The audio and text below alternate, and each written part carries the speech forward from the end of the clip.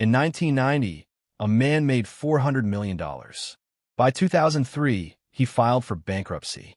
He owed $23 million he didn't have. That man was Mike Tyson. The richest boxer alive became a man who couldn't afford his own gloves. Here's the uncomfortable truth. It's not how much money you make. It's what you do with it. And today, we're going to walk through the biggest money mistakes people make. The ones that quietly destroy fortunes, wreck retirements, and keep smart, hardworking people broke. By the end of this video, you'll know exactly which trap you're standing in right now. And I'm going to give you a challenge you cannot ignore. Let's begin. 1. The invisible trap. Lifestyle inflation. The term lifestyle inflation is new. The behavior is ancient. Economists in the 1940s studied returning war veterans and noticed something strange. As incomes rose after the war, savings rates didn't rise with them. People didn't save the extra money. They spent it on cars, homes, appliances. This became known as the hedonic treadmill. The more we earn, the more we spend, and our sense of enough never arrives. Tyson earned an estimated $400 million across his career. He bought 3 mansions, a fleet of cars, including gold-plated bathtub fixtures, 2 Bengal tigers, which reportedly cost $70,000 a year just to maintain. But here's what nobody tells you about his story. The tigers weren't even his biggest expense. Stick with me, because mistake number 3 on this list is going to explain exactly what quietly drained the rest. This is hedonic adaptation, a well-documented pattern where we adjust to a new income level within months, and the previous amazing lifestyle becomes the new baseline.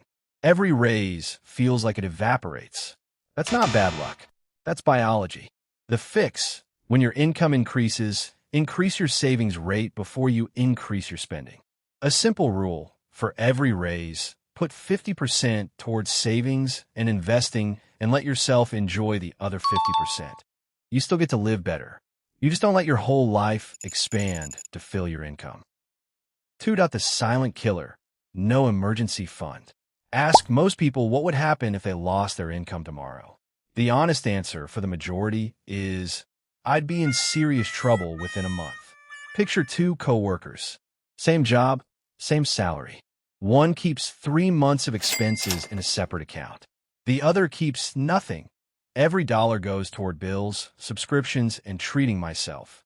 Both get laid off on the same day. Co-worker A spends the next 10 weeks calmly job hunting, negotiating for the right offer. Co-worker B takes the very first job offered, a worse job, lower pay, because rent is due in 11 days and there's nothing in the bank. That single decision, made out of panic, not strategy, will cost co-worker B an estimated $200,000 over the next decade in lost earning potential. We'll come back to why that number is so much bigger than it looks. This is scarcity mindset, a concept researched by economist Sindel Mullainathan and psychologist Eldar Shaffer. Their research found that financial scarcity doesn't just limit your options, it actually narrows your cognitive bandwidth, making you worse at long-term decision-making exactly when you need to be sharpest. The fix: build a starter emergency fund of $1,000 first, fast. Then grow it to 3 to 6 months of essential expenses. This isn't about the money sitting there. It's about buying yourself the ability to think clearly under pressure. 3. The debt engine. The modern credit card was born in 1950 when a businessman named Frank McNamara forgot his wallet at a New York dinner and had to call his wife to bail him out. Embarrassed, he co-founded Diners Club, the first charge card. It was marketed as convenience. Within a generation, it had quietly become one of the most profitable financial products ever invented. Not because people use it to pay for dinners, but because millions of people started paying only the minimum balance, and interest did the rest. Remember the tigers? They weren't the real story. Reports on Tyson's finances revealed he was paying hundreds of thousands of dollars a month in interest on debt used to fund a lifestyle his income. Even at $400 million, couldn't sustain. The debt was compounding against him at the exact same mathematical rate that could have made him wealthy if it had compounded for him. That word, compounding, is the single most important concept in this entire video. and most people have it working in the wrong direction. Keep watching, because the next section shows you exactly how to flip it. This is present bias. Our brains consistently overvalue immediate reward and undervalue future consequences. A car loan feels like, I get a car today. It rarely feels like, I'm paying 2 extra years of interest for the privilege. The fix: separate debt into 2 categories: debt that builds an asset and debt that funds a lifestyle. Attack the second category aggressively. It has no upside, only cost. 4. Chasing the jackpot. In 1636, in the Netherlands, a single tulip bulb sold for more than a skilled tradesman earned in 10 years. People mortgaged homes to buy flowers, convinced prices would rise forever. In February 1637, the market collapsed in days. It's remembered as history's first recorded speculative bubble, Tulip Mania. Fast forward roughly 380 years. The names change, but the pattern is identical. Picture someone who watches a stock triple in a week on social media. They don't research the company. They don't check if it makes a profit. They see other people posting gains and think, if I don't act now, I'll miss it. They invest their rent money.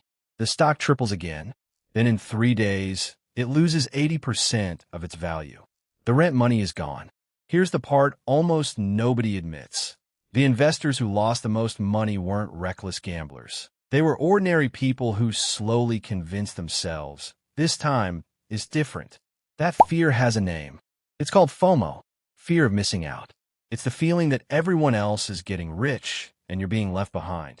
But here's the truth. By the time everyone is talking about an investment, the biggest gains have often already been made. This is FOMO-driven decision-making, closely tied to what behavioral economists call herd behavior.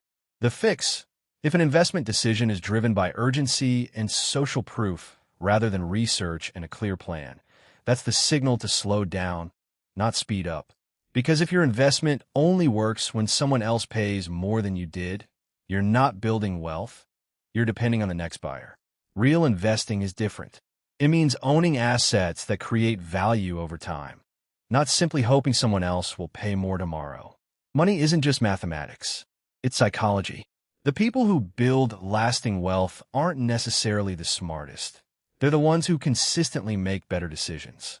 If you found this helpful, subscribe for more videos on money, investing, and financial psychology. Thanks for watching.